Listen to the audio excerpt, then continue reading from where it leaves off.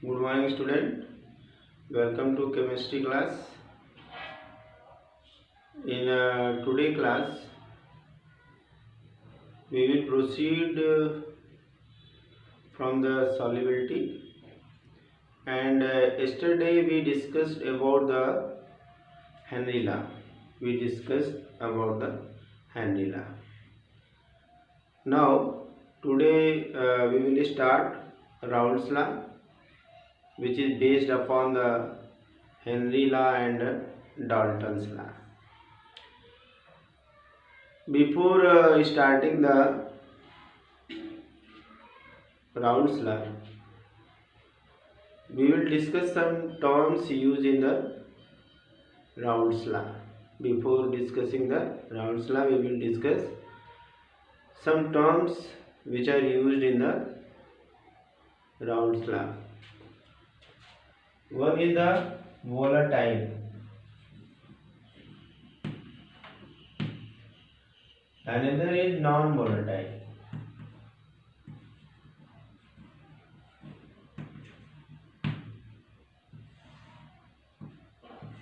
Liquid.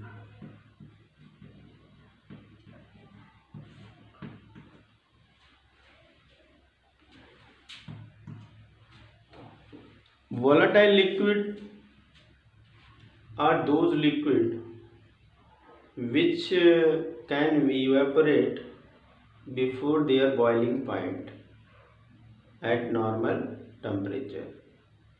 Those liquids which evaporate before their boiling point itself. Suppose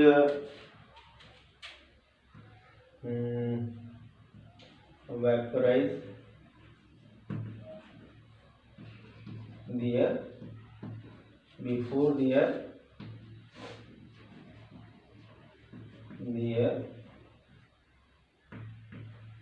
boiling point.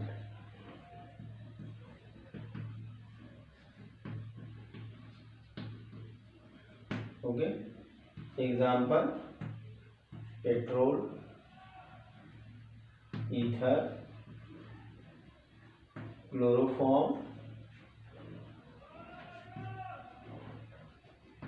acetone,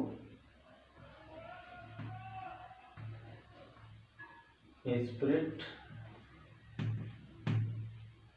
isopropyl alcohol,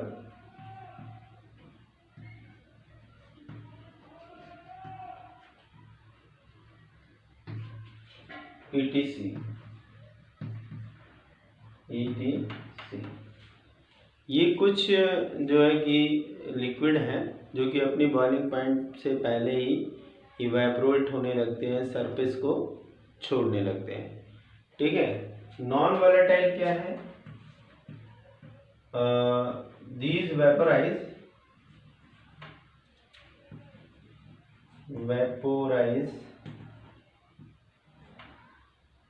at their boiling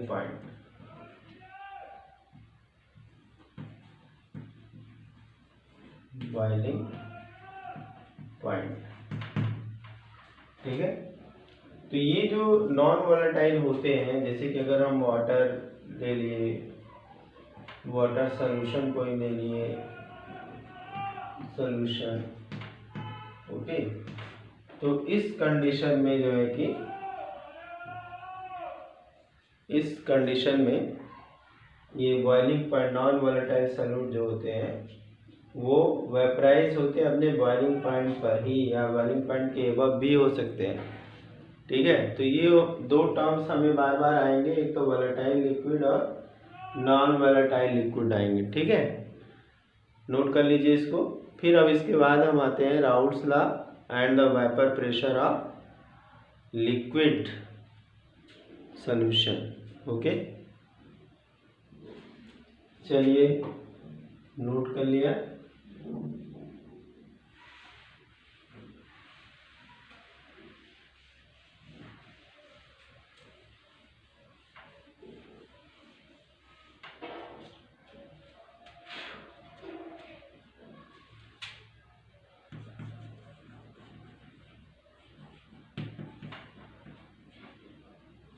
Raoult's law and vapour pressure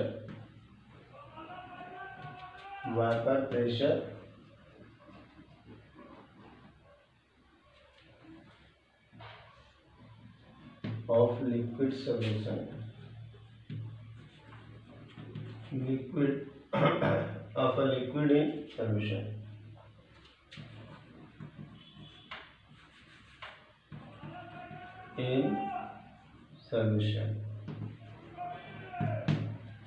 ठीक है, Raoult's law and vapour pressure of liquid in solution. ठीक है, अब हमने पहले ही बता दिया कि जो राउल्स लॉ है वो डाल्टन्स पार्शियल प्रेशर पे डिपेंड है। कैसे, जरा हम पहले डाल्टन्स पार्शियल प्रेशर जान लेते हैं। तो डाल्टन का पार्शियल प्रेशर यही कहता है कि अगर एक कंटेनर है, इस कंटेनर के अंदर सम गैसेज हैं, ठीक है, सम गैसेज हैं इसके अंदर। ठीक है, अब इन गैसेस के जो इंडिविजुअल प्रेशर है यानी कि पी ये ए का प्रेशर हो गया, पी बी का प्रेशर हो गया, पी सी का प्रेशर हो गया, पी डी का प्रेशर हो गया और पी ई का प्रेशर हो गया। ये जो प्रेशर इंडिविजुअल प्रेशर होते हैं वो टोटल प्रेशर से कम होते हैं, लेकिन इन सारे प्रेशर का जो सम होता है वो टोटल प्रेशर होता है। किसी भी सिलेंडर में अगर डिफरेंट टाइप की गैसेस भरी हैं तो हर गैस का जो पर्टिकुलर प्रेशर होता है उसको हम पार्शियल प्रेशर कहते हैं, और सारी गैसें जो है कि सिलेंडर की वॉल पे प्रेशर डालती हैं तो एक पर्टिकुलर प्रेशर जो डालती है उसको हम पार्शियल प्रेशर कहते हैं। और इन सारे पार्शियल प्रेशर को अगर जोड़ दें तो टोटल प्रेशर मिल जाएगा। यानी एक गैस का जो पर्टिकुलर प्रेशर होता है वो टोटल प्रेशर से हमेशा कम होता है, टोटल प्रेशर से हमेशा कम होता है। तो इसमें पी टोटल के बारे में टोटल प्रेशर बता दिया गया कि P A plus P B plus P C P D P E. ठीक है, अब ये जो इक्वेशन दिया गया ये किसके लिए था? ये इक्वेशन गैस के लिए था। किसके लिए था? गैस के लिए, न कि सॉल्यूशन के लिए। अभी हम जो राउल्स लॉ है, राउल्स लॉ ये सॉल्यूशन के लिए है। ये क्या है? सॉल्यूशन के लिए। और हम सॉल्यूशन जानते हैं कि बाइनरी है जिसमें सॉल्यूट और सॉल्वेंट है। तो उसने कहा कि अगर एक सॉल्यूशन ऐसा है, राउल्स के हिसाब से एक सॉल्यूशन ऐसा है जिसमें कि दो वॉलेटाइल सॉल्यूट मिले हुए, दो वॉलेटाइल सब्सटेंस है या कह सकते हैं सॉल्यूट और सॉल्वेंट है। ठीक है, इनका जो प्रेशर होता है वो प्रेशर टोटल प्रेशर से कम होता है। इनका जो प्रेशर होता है टोटल प्रेशर से कम होता है। और जो टोटल प्रेशर होता है वो पार्शियल प्रेशर का सम होता है। इन वोलेटाइल लिक्विड्स के पार्शियल प्रेशर को अगर जोड़ दें तो सम ऑफ द प्रेशर आ जाएगा, और वो होता है वेपर प्रेशर। वो क्या होता है? Total vapour pressure. और जो टोटल वेपर प्रेशर होता है वो directly proportional to mole fraction होता है, directly proportional to the mole fraction of gas volatile liquid. एक बार फिर से जान लो। डाल्टन ने कहा कि जो total pressure of gaseous mixture होता है वो the sum of the partial pressure of the individual gases. Individual gases के पार्शियल प्रेशर को सम कर दिया जाए तो टोटल प्रेशर हमें मिलेगा। और एक गैस का जो पार्शियल प्रेशर होता है वो टोटल प्रेशर से हमेशा कम होता है। अब इसी चीज को इम्प्लाई कर दिया राउल्स ने सॉल्यूशन के लिए, और ऐसे सॉल्यूशन के लिए जहाँ पे सॉल्यूट और सॉल्वेंट दोनों ही नॉन वॉलेटाइल, दोनों ही वॉलेटाइल है। दोनों क्या है? वोलेटाइल है। दोनों ही वोलेटाइल है।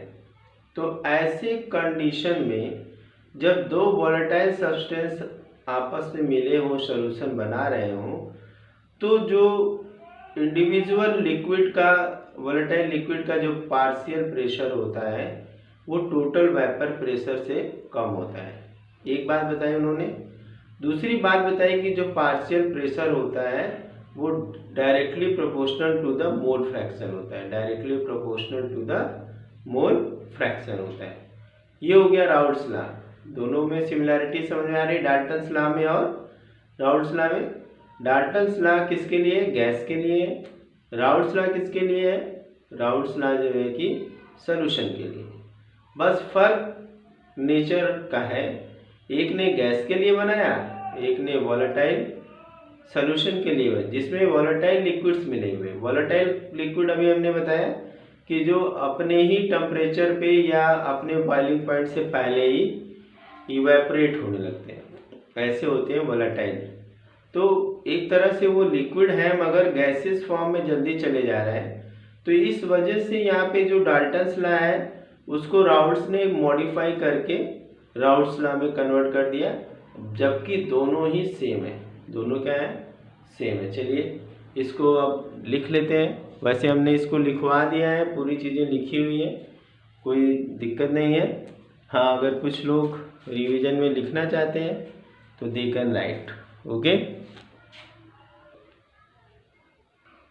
तो यहाँ पे हम देख रहे हैं राउल्ट्स लॉ है। राउल्ट्स लॉ क्या कहता है? It state that for a solution of two volatile liquid, एक ऐसा सॉल्यूशन जिसमें दो वोलेटाइल लिक्विड अगर हो तो उन प्रत्येक लिक्विड का जो वेपर प्रेशर होता है सॉल्यूशन में, प्रत्येक लिक्विड का जो प्रेशर होता है, वेपर प्रेशर होता है सॉल्यूशन में, वो क्या होता है?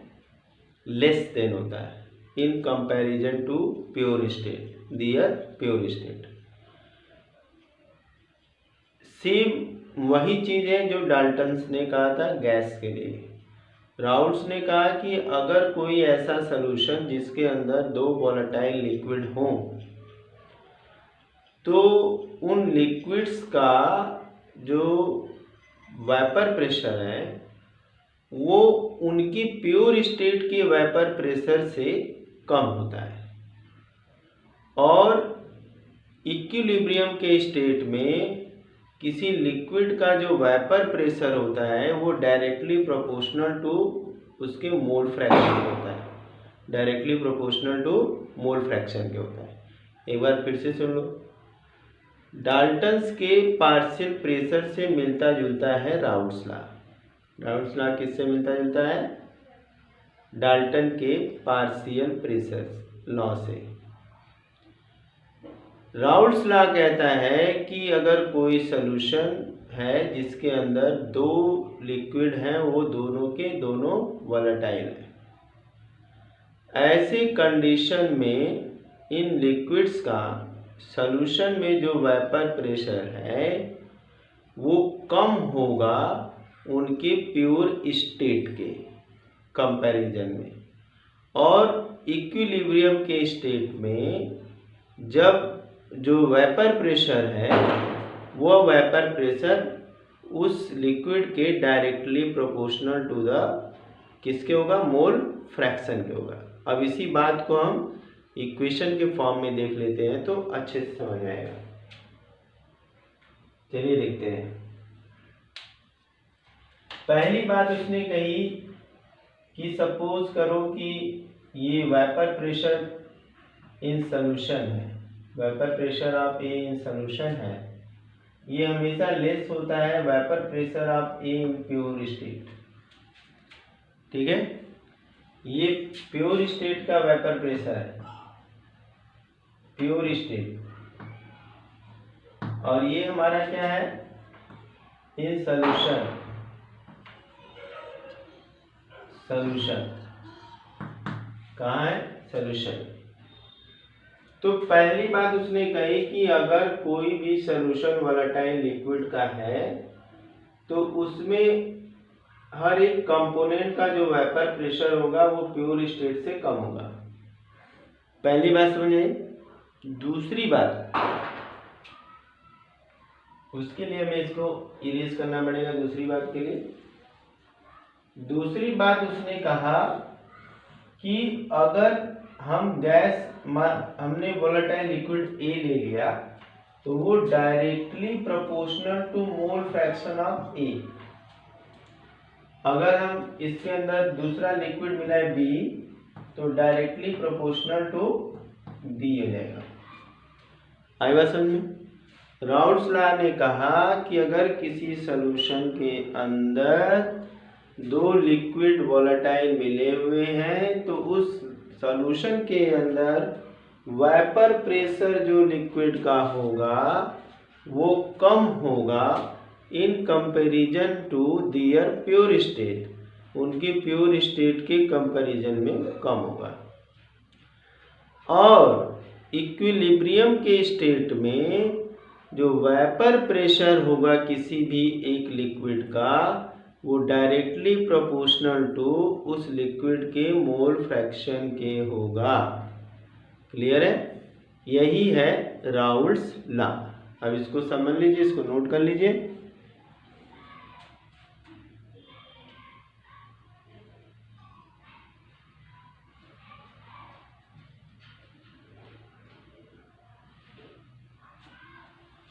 ठीक है, चलिए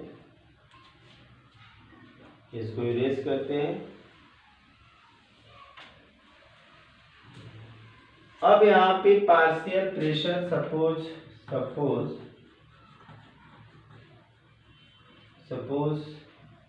a solution has two volatile component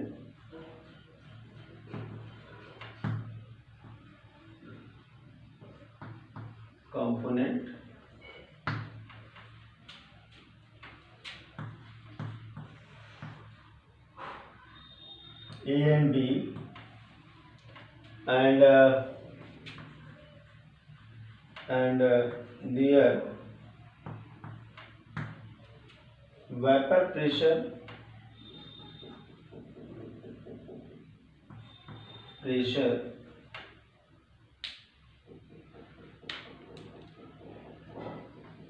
in liquid is PA and PB। ठीक है, PA and PB। अब इसमें कहा राउल्ट्स लॉ ने कि प्योर स्टेट के कंपैरिजन में इनका जो पार्शियल प्रेशर होगा वो कम होगा। तो एट इक्विलिब्रियम क्या होगा? At equilibrium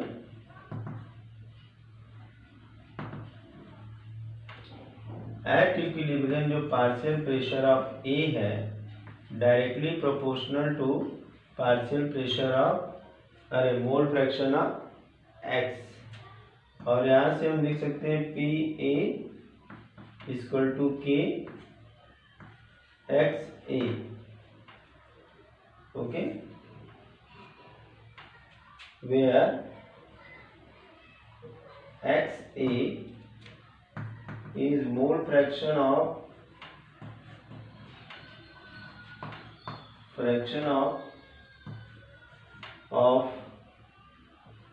A and K is a solution constant, ठीक है। अब यहाँ पे अगर if X A equal to 1 तो पार्शियल प्रेशर क्या होगा? सॉल्यूशन कांस्टेंट के बराबर होगा।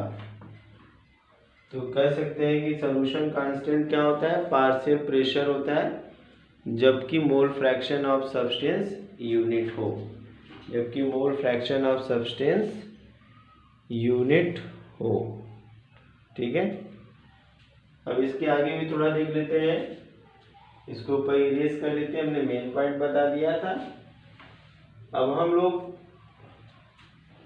इसी फार्मूले को, अब यहाँ पे अगर k = 1 आ जाए वैल्यू, तो पी ए = हो जाएगा NA/NA +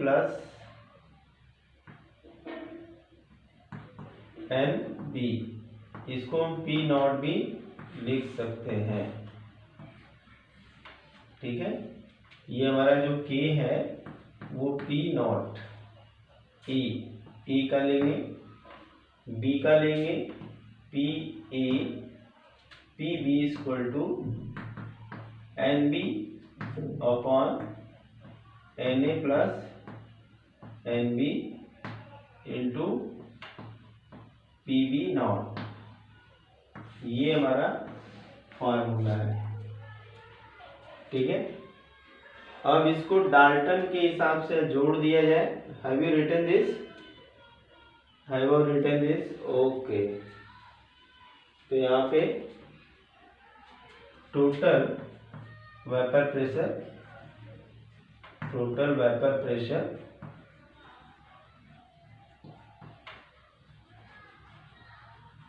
क्या हो जाएगा? P total = PA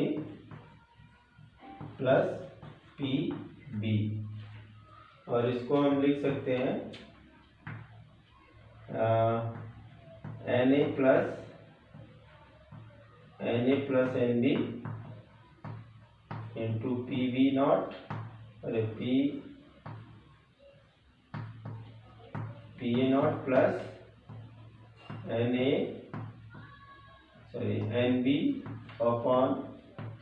+ NB × PB0।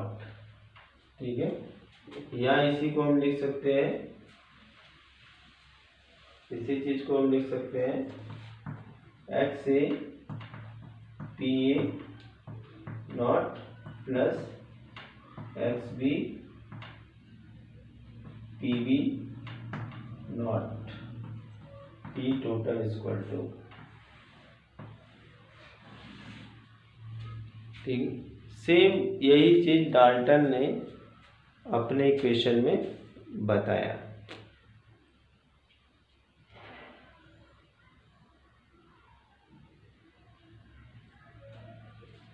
ठीक है, अब अगर हम यहाँ पे XA + XB, हम लोग जानते हैं कि 2 का मोल फ्रैक्शन सोल्यूशन में 1 के बराबर होता है। हम लोग क्या जानते हैं?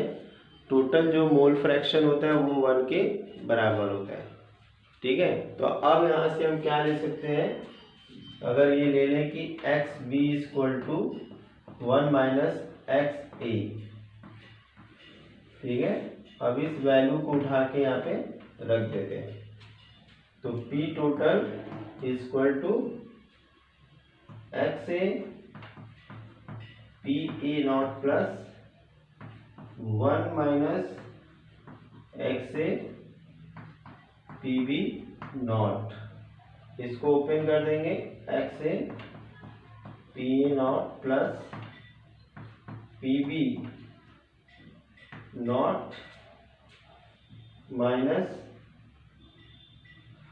- XA PB0। ठीक है, अब जो सेम बिरादरी वाले हैं उनको एक साइड में कर लेते हैं, बाकी को एक साइड में। इसको नोट कर लीजिए फटाफट, जल्दी से, बहुत जल्दी से नोट करिए।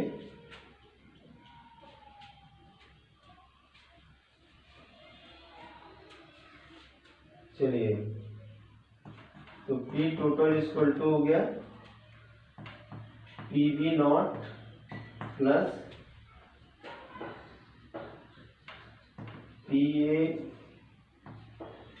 XA, दोनों में कॉमन है, तो ये हो जाएगा PA0 - PB0, और यहाँ पे हो जाएगा XA।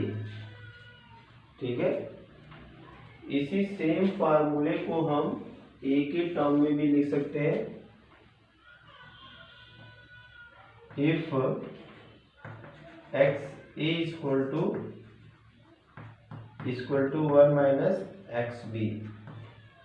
तब उस कंडीशन में P total equal to P A naught plus bracket में P A not minus P B naught equal to x B. ये इक्वेशन होता, ठीक है। तो ये हमने राउल्स लॉ को पूरी तरह से डिस्कस कर लिया। अब इसको हम ग्राफिकली देखेंगे किस तरह से रिप्रेजेंट कर सकते हैं। चलिए इसको इरेज करते हैं। Have you noted this? Okay, इसमें कहीं कोई डाउट नहीं होना चाहिए। अगर हमें डाल्टन्स लॉ पता है तो इसका मतलब हमें राउल्स लॉ भी पता है। अगर हमें डाल्टन्स लॉ पता है तो यहाँ पे हमें राउल्स लॉ भी पता है, ठीक है। अब इक्वेशन हमारा था P total equal to P A plus P A not minus P B not X B. अब अगर यहाँ से हम ग्राफ बनाते हैं, ठीक है, यहाँ पे हम एक्स ए इक्वल टू 1 ले लेते हैं। यहाँ पे हम एक्स ए इक्वल टू 0 ले लेंगे। यहाँ पे एक्स बी इक्वल टू 0 ले लेंगे और यहाँ पे एक्स बी इक्वल टू 1 ले लेंगे। ऐसा हमने मान लिया, ऐसा हमने क्या किया, मान लिया। ये आइडियल सॉल्यूशन के लिए है, ठीक है। अब यहाँ पे अगर हम ग्राफ खींचेंगे तो ये ग्राफ हमें पी टोटल को बता रहा है, जो P A plus P B है। अब यहाँ हम क्या देख रहे हैं कि जो मोल फ्रैक्शन है वो कम होता जा रहा है।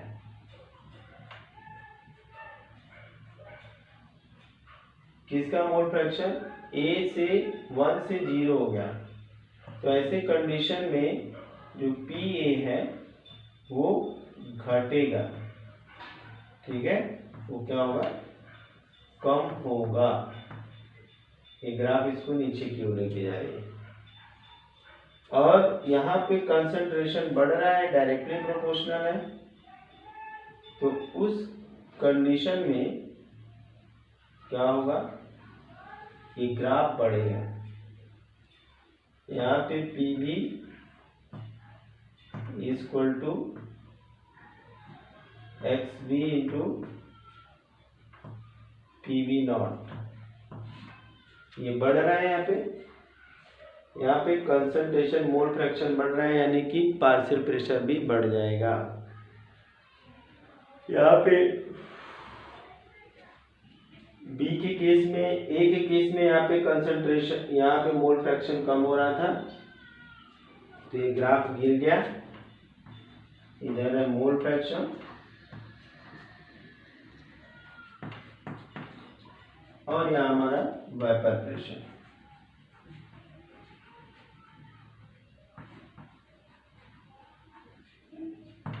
ये हमारा है वेपर प्रेशर, ठीक है। तो ये ग्राफ से पूरा क्लियर दिख रहा है। और ये किसके लिए है? For ideal solution, for ideal solution. Ideal solution के लिए ये ग्राफ है, ठीक है। इसको नोट कर लीजिए। चलिए एक बार इसको फिर से हम जान लेते हैं कि ये हमारा है जो राउल्स लॉ का इक्वेशन, इसको हम कहते हैं Raoult's law equation for ideal gas, ideal solution. Raoult's law equation for ideal solution. ठीक है, अब इसके हिसाब से यहाँ पे मोल फ्रैक्शन ए का 1 से 0 हो रहा है, तो अगर ए का 1 से 0 हो रहा है तो उसका पार्शियल प्रेशर भी घट जाएगा, क्योंकि यहाँ पे partial pressure direct vapour pressure directly proportional to mole fraction के हैं, मोल फ्रैक्शन के हैं। यहाँ पे कंसंट्रेशन XB से बढ़ करके XB1 हो जा रहा है, यहाँ पे कंसंट्रेशन बढ़ रहा है। ठीक है, तो ऐसे कंडीशन में जो है इसका वेपर प्रेशर भी बढ़ जाएगा।